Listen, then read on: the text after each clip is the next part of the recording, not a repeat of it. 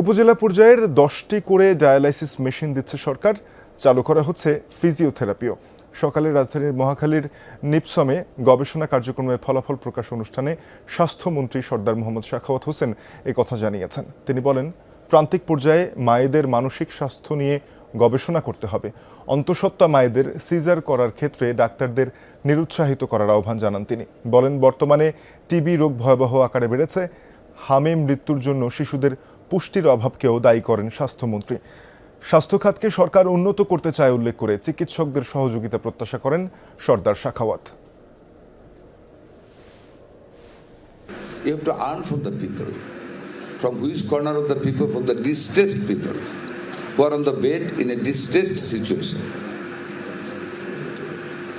আপনাকে এই কোয়ালিটিগুলি আপনাদেরকে অর্জন করতে হবে।